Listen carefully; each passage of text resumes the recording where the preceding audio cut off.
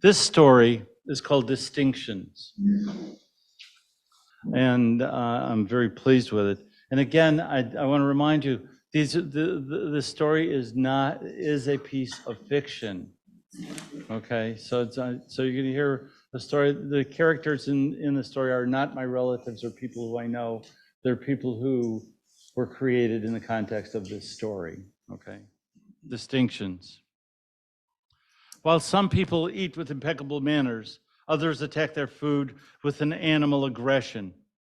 My father, Sam, was of the latter school, while his friend Simon was of the former. Sitting with the two men at Katz's Delicatessen in Detroit, I observed this stark difference with a studied indifference. I chose the venue for our meal together so that we might sit in the shelter of one of the high booths. By sitting next to my father, I was also obscuring his lack of grace and manners from the view of other patrons. Simon sat opposite us.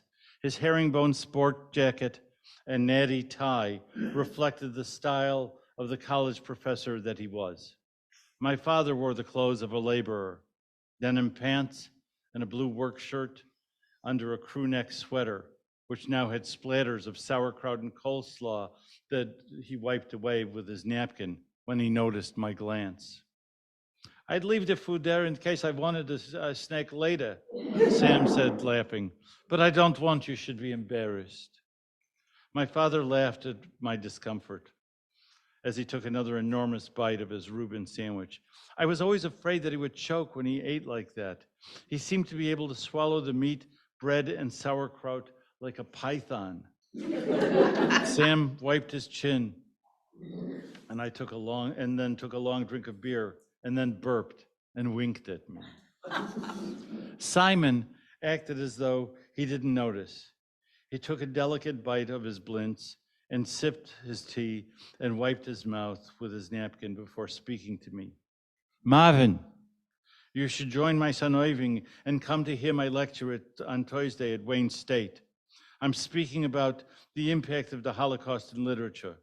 I'll be discussing Elie Wiesel, Primo Levi, Viktor Frankl. I expect you would find it interesting. You should go, college boy, my father said to me, while inadvertently spraying little projectiles of his sandwich as he spoke. From me, you can learn how to make a car, but from Simon, you can learn how to make distinctions. Both men laughed. I wiped a few flecks of the food from my shirt and smiled at these old friends. Simply sitting with them was an opportunity to make distinctions. Both men had endured the Buchenwald concentration camp. They had known each other as boys and had their differences, but in the context of their enslavement, they supported each other and managed somehow to survive.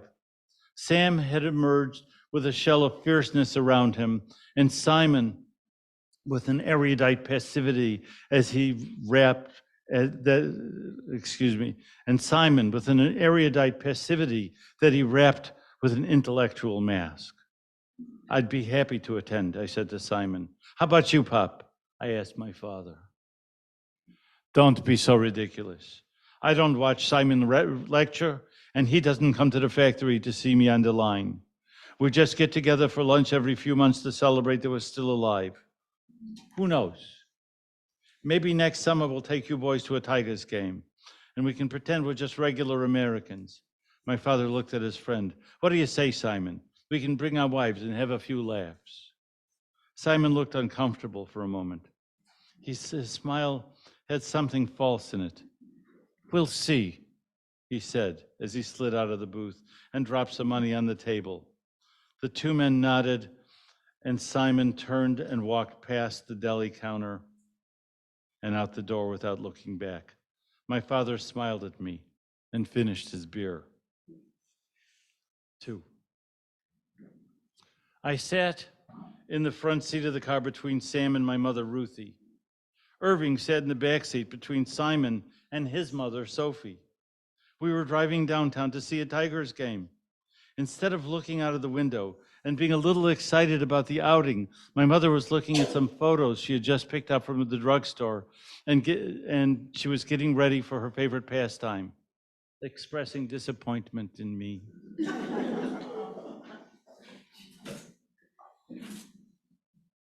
So half a gallon of milk and a loaf of bread. Okay. What? Why are you making a face in this picture? She accused me. Then turning towards her best friend Sophie, she exclaimed, "My Marvin, he's always fooling around. I wish he could learn from your Irving how to present as a gentleman." I didn't even need to look around at the back seat to see what was happening next. Sophie put her arm around Irving's shoulder and pinched his cheek. "He's such a good boy and so handsome." My mother added, "My Marvin looks all right when he's not making faces." "Mom, I'm not making a face in that picture." I defended myself. "That is my face. You and Pop made that face. I'm sorry I can't be pretty like Irving." I heard Irving snort, "Don't hate me because I'm beautiful." I didn't hate him. I just didn't like him very much. The Tigers were playing in the old Briggs Stadium. Renaming it Tiger Stadium had not made it any more attractive, but I loved the place. It was gritty and a bit dirty, but it was real. This was the place that the right fielder Al Kaline played, that Rocky Colavito and Norman Cash were giants in, where Hammer and Hank Greenberg hit so many home runs and refused to play on Yom Kippur. That day, Mark Fidrich was pitching. They called him the Bird. I loved the guy, not because he was having a great year, but because he was nuts. He would get excited and groom the mound, and the crowd would go wild singing, "The Bird's the word." My father found a parking spot on the street a few blocks away from the stadium. A fellow was sitting in a lawn chair about 10 yards up the street. Pop walked up to him and handed him a $5 bill. "Watch my car, would you?" he asked. "I'll give you another $5 later if it's okay."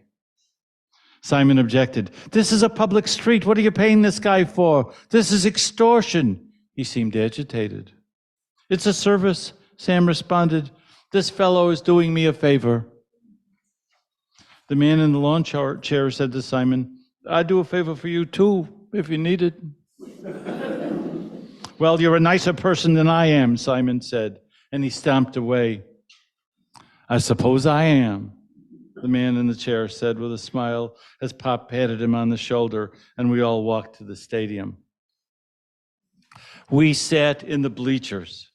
The game seemed very far away, but I didn't care. The Tigers were playing the Yankees and everyone in the crowd was screaming their heads off, enjoying the rivalry. Irving took out a program and a pencil and started tracking the status of every play and delighting in the statistics. My father bought me a kielbasa. He bought my mother a kosher dog and bought himself 2 beers. Sophie had packed a lunch for her family, and Simon sat stiffly drinking tea from his thermos. "This is a game of situations," Simon remarked. "Who cares?" countered Sam. Ruthie and Sophie looked at each other and laughed. Simon looked at them suspiciously. They all knew something he didn't, as though they all knew something he didn't. Sam teased him. "Take it easy. Let them have a good time. Don't worry. They're not talking about you."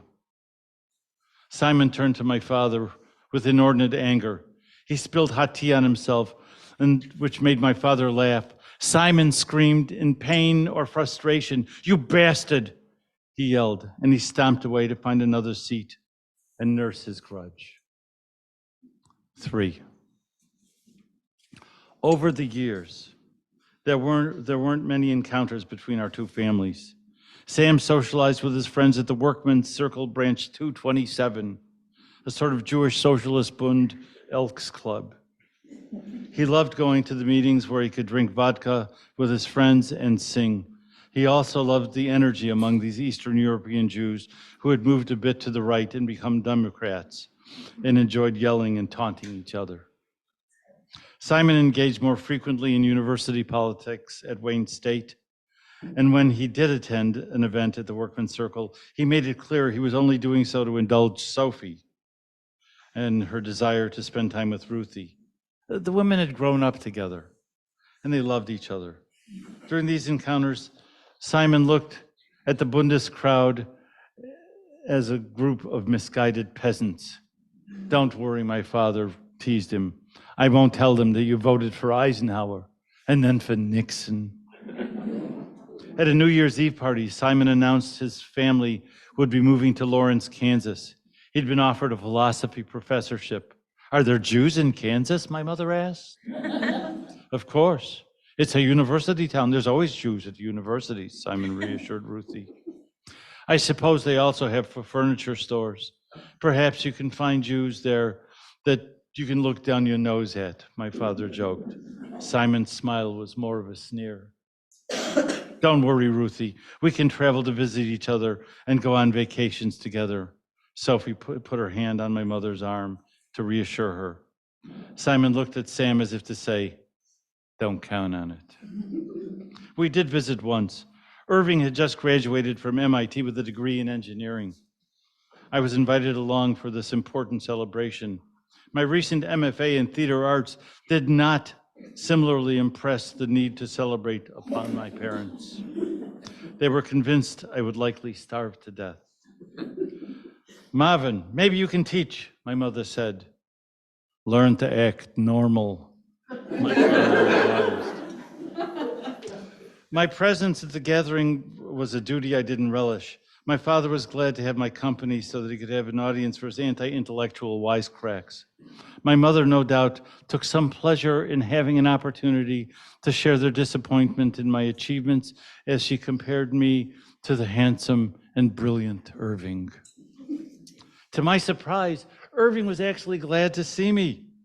He had entered college prior to his parents' move, and he had few friends in Kansas. Irving invited me into his father's den to see what he had been working on at MIT.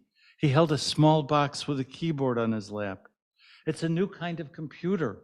We're teaching it to talk, he said with pride. I was impressed. Computers at this time were generally huge and not being used outside of the university or military settings. Teaching him to talk seemed amazing to me. Well, what can it say? I asked. Irving typed and pushed a return key, and the machine said, burp. He repeated the process, and the machine said, fart. We both laughed. For the first time, I actually liked this guy. Irving, I'm so glad you're making such good use of this technological advance, I teased. Marvin, I just wanted to make sure I was using words that might be in your vocabulary. Would you like to try it? I typed and pushed the return key. Screw you, Irving, the machine said. 4. The proper thing to say to someone in mourning is, may you be comforted among the mourners of Zion, my mother advised. 5 years after our families parted, we were flying back to Kansas for Simon's funeral. He had died of esophageal cancer. I'm sorry for your loss, my father said. That's simpler. The main thing is not to say too much, but to be present and kind, my mother added. Ruthie sat next to Sophie during the funeral, and I sat next to Irving. My father stood in the back of the chapel. He was not fond of religious services, but attended for Ruthie's sake. Thanks for being here, Irving said to me. We need you for a minyan in the house later. Finding 10 Jewish men for an Orthodox minyan in Lawrence was apparently a bit of a challenge. At the gathering at Irving's parents' house, after the funeral, I stood next to my father in the back of the room. I fumbled my way through the liturgy and noticed that Sam was shifting back and forth next to me without a prayer book in his hand. I hate this crap, he whispered. My father and God were not on speaking terms. I get it, I said. After the service, we entered the parlor where Ruthie and Sophie were sitting together. They sat in chairs without cushions. The mirrors were covered with cloth. People were lining up to express sympathy to Sophie, and Ruthie sat quietly, holding her friend's hand. There was a table with fruit and cold cuts and soft drinks. Irving stood nearby, talking with a few of his father's university friends.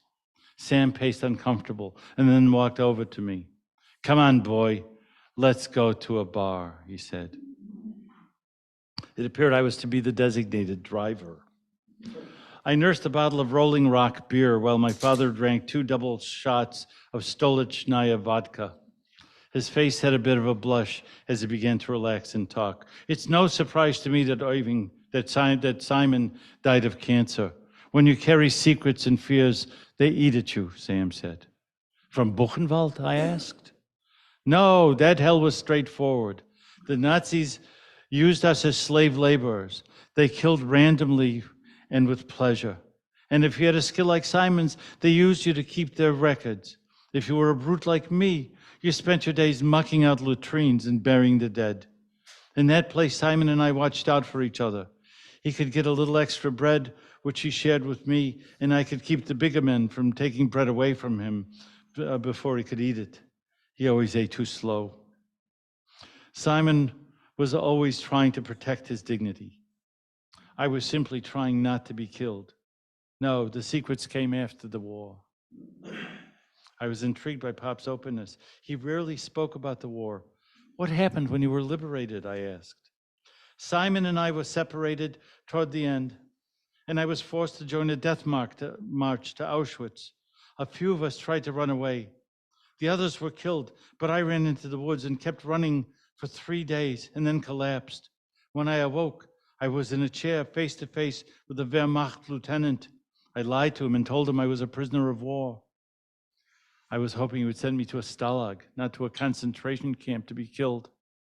"Shut up, Jew," the Nazi officer hissed. I thought right then that I was a dead man. Then he surprised me. "We are losing this war," the lieutenant said. "For me, the time for killing needs to end."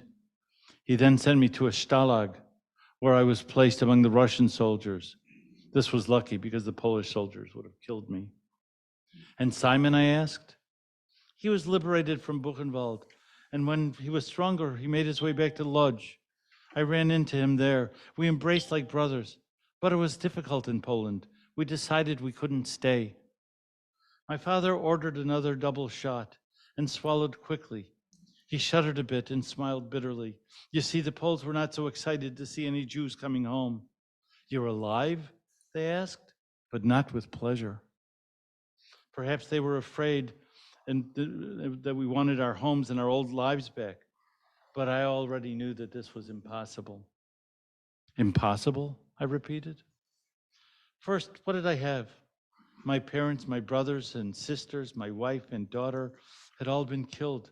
My so-called friends in the labor movement had been the people who betrayed me. I went back to Lodz because I had no idea how to move forward. Second, the Poles were making pogroms against those of us who had returned. I felt that to stay was to die. I had been doing nothing but drinking for 2 weeks. And then I ran into Simon.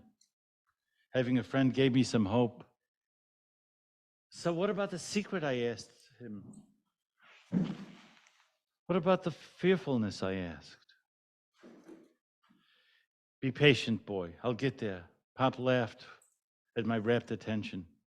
Simon told me he met 2 girls in Prague. "One was for me," he said. "You should come with me and meet the other one." So I agreed, and we went to Prague. The 2 girls were Sophie and Ruthie. I smiled at my father. It made sense to me. Mostly, it was the young and the most fit who had survived. Many were without roots or families. They were displaced persons left to wander about, and if they were lucky, to find each other and try to find a way to make a new start. My father leaned forward, sharing confidence with me. "Loving Ruthie saved my life. She gave me the ability to start over." It surprised me to meet 2 innocent girls. They had been in Oberallstadt in a slave labor camp, and although they were pretty, they had been left alone by the guards. This had to be difficult. There were some who would do anything for a crust of bread, and some guards who would have thought nothing of raping pretty girls. but there was a randomness to survival. Maybe it was because they were friends, or maybe for some other reason beyond my understanding. But these two girls survived 5 years as slaves, and they were beautiful and wanted husbands and to make families. So Simon and I found a rabbi, and I asked him to help us marry these girls. The rabbi hesitated. He said, "You're both married men. Who knows if one of your wives is alive? Put up a notice with the Allies Refugee Agency and wait 30 days. If no one responds, then I'll marry you." "That sounds reasonable," I said. "Those were not reasonable times," my father responded. Simon started to weep. I got angry.